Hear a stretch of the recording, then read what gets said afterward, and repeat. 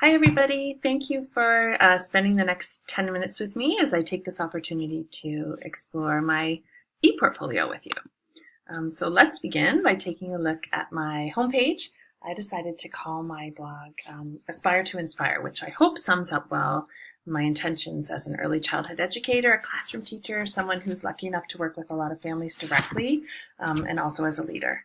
I myself have been fortunate to interact with a lot of inspiring individuals throughout my professional life, and I aspire to have a positive impact in the same way, sharing what I learn as an ECE and particularly what I'm learning in the MAELM program, because I recognize that I'm very fortunate to be a part of a program that not a lot of people have the opportunity to be a part of.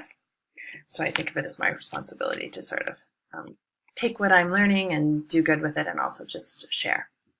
So I began my homepage by explaining my personal philosophy of learning and leadership. And this is something I've been honing sort of over the last year or so because I've narrowed my career aspirations to focus more on the early childhood sector and less on the K-12 school system. And I think you'll see that reflected here when you read about my belief in the potential of children and about how I believe in the importance of a nurturing environment for successful learning. And as a result of my MAELM experience, I took care here to include information about my goal to support other educators and also my evolution from simply an educator to a leader and an agent of change. And this is a reflection of what I learned during the residency about empowering teachers. And in particular, I was influenced by the research project I did with my small group about that focused on followership and not underestimating followers because they too are agents of change. So this agent of change piece is actually really big for me at the moment because the early childhood sector in Ontario is really in a period of transition, and I'll get a chance to explain a little more about that later. So what I did was I decided to divide my blog into 3 sections, and those 3 main sections, I call them Catherine the Educator, you'll see that here, Catherine the Aspiring Leader, and Catherine the Agent of Change. So just as a little prelude to those 3 sections, I decided to include some of my favorite quotes that relate to each section. And some of them you'll recognize as coming from the reading that we did during the pre-residency period and during the residency. And then some of them are just quotes that are important to me and sort of inform my practice. And a couple of them I have up on the bulletin board in my office. So sometimes when I'm working or when I'm planning, I'm looking at those quotes and they're influencing me. So let's get started. I would love to show you the meat of my blog. So you can access the 3 main sections in a few different ways. At the top by clicking on blog, through these different sections, and then down at the bottom, which is where we're going to go. So let's take a look at Catherine, the Reflective Educator. So in this section, I did quite a bit of writing about how my experiences in the residency impacted me as an educator and also about how the artifacts I chose are relevant. And I began by talking a lot about the reflection component of the residency and how much it impacted me. And this reminded me of an experience I had at the beginning of the program, and you'll see it represented here in this artifact. Audrey had us do a paired problem-solving activity, and I was in the position of sharing one of my professional challenges with a high school teacher, which is the other end of the spectrum for me, being an early childhood educator. And I was nervous because my issue related to life in a nursery school. And I thought to myself, what is this high school teacher going to think of this problem? Is he going to care? Will he have anything to share? And will it seem important to him? And I was surprised because right off the bat, he took the time to listen and then came up with a solution that I had never considered. It was so interesting to me that actually I'm going to try it out once fall comes. So that was sort of magical for me and made me realize when I reflected later that I was going to have to challenge a lot of my assumptions, and I was going to have to really take advantage of the collaboration that was available to me, and that everybody has different things to offer, and sometimes the people you think you're the most different from actually have the most to offer you. And the next 2 artifacts relate to my experiences with the first team I had during residency, and that was a team with myself, Bo, Massa, Rachel, and Justin, and we were very well matched, fortunately, and we got a lot out of working together. And I chose this ITP metrics representation here, artifact 2, because this activity we did promoted such great discussion within our group, especially about extroversion. And this was one of our first big talks as a group when we didn't know each other very well. And I was so impressed by the depth of sharing and support and how happy we were to talk about Fullen and Vail and all of the reading we'd done in previous weeks and how they all related to leadership and the ITP report. So this was a good learning experience for me and gave me a chance to collaborate and draw people out a bit, which is one of my favorite things to do when I'm working in a team. And the final artifact relates to that. This is a picture of Karen Callahan, who's an educator who influences me a lot. She wasn't, of course, part of our residency, but she represents something that I personally was working on during the residency, and that's the ability to convey my ideas effectively. And this is something I really admire in others, and it's something I want to get better at myself.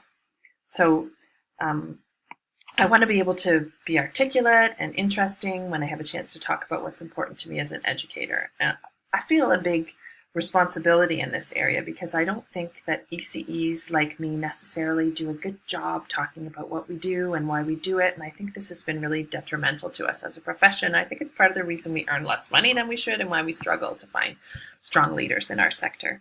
So when I had a chance to talk to my group about Callahan's work, it felt really good.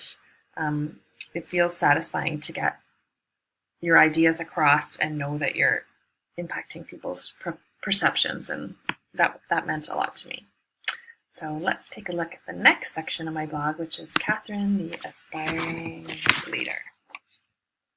Okay, so I knew right off the bat that I had to include an artifact here about Kirkman's competency assessment, and that's not because I did so well on it.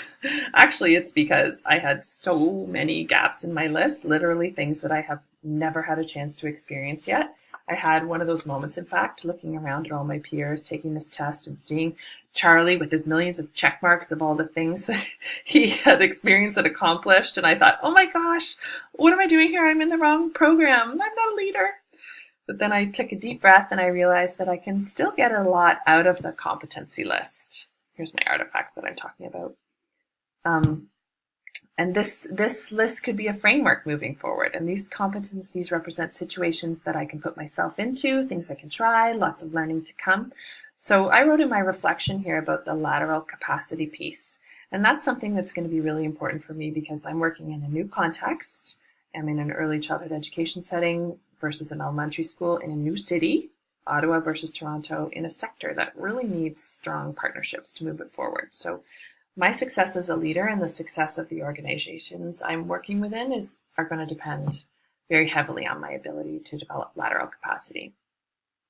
So Artifact 5 here is a collection of images and words that my team put together as part of a discussion we had about our core values and what we strive for when we think of leadership. And these pictures and words sort of represent our foundations. And they made me think about Michael Fullen and the way he describes effective principles as developing the capital within schools. And as a team, we talked about our values and how they are our capital. They're part of our capital, and they define us and they drive us, and good leaders know how to maximize these values in us. And as leaders, we want to be able to do that for others. So that was sort of an important discussion for us, or for me. And that's part of the reason that I have Fullen's cover here as Artifact 6, because of all the books we read, this one was the most pivotal for me. And it's ironic in a way, because I have no intention of ever becoming a principal. But I just see so much value in Fullen's approach. And I can apply almost all of it to my context as an early childhood educator. And so as a leader, my aspiration is to facilitate a high performance culture that serves to empower educators to collaborate, innovate, and build their capacity to teach, essentially. So I want to be the kind of learning leader that Fullen describes, and that's sort of the essence of it for me. And I enjoyed talking about that with my team members. I could see the same things in them. It made me feel good. I felt good reflecting on the fact that these were future leaders in education. These were potentially the leaders of the schools and school districts where my children and all the children who are important to me are going to be. Okay, so this last part of my website is where I get to talk about the residency, the part of the residency that had the most impact on me as a professional. And that's beginning to think of myself as an agent of change and as a system player.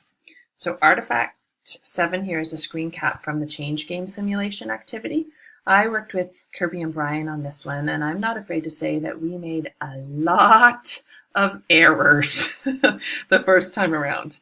I was very naive, but luckily we used this as a chance to fail forward, and we picked ourselves up, and we had a lot more success the second time around because we talked to our colleagues at other computers, we analyzed where we went wrong, we strategized, and we became system players and agents of change, which was the goal of the simulation. So that was good.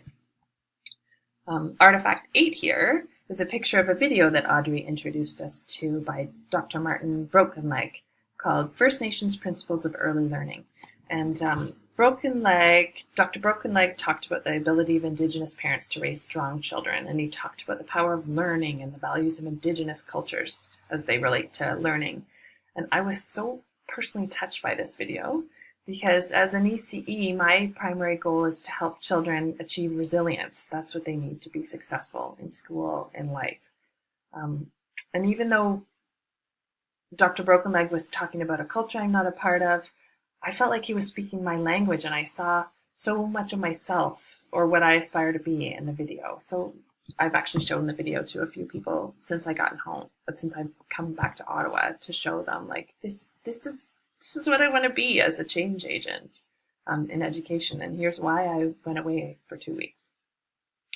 So I couldn't possibly, just another couple of artifacts.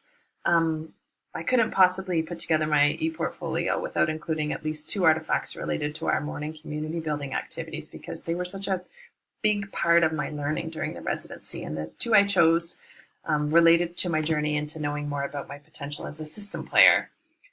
The first was this group activity we did outside where we had to form equilateral triangles, and every move we made impacted someone else. That was, for me, an experiential social learner. That was a great representation of what I've been reading about in the books. And the second piece was, it's all of us there, our whole group on Charlie's Trail.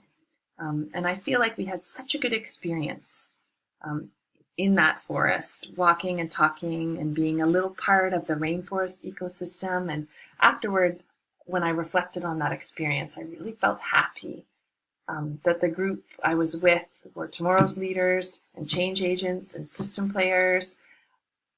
It just felt like a bit of a culmination, like a personal culmination of what we've been talking about in class. And it was a really nice moment for me, and I wrote about it here in my reflection. So that's about it from me. Thank you so much for listening to me. I know I was supposed to talk for 10 minutes. It looks like I talked for 11. So I sincerely apologize, but I look forward to seeing everyone else's ePortfolios too.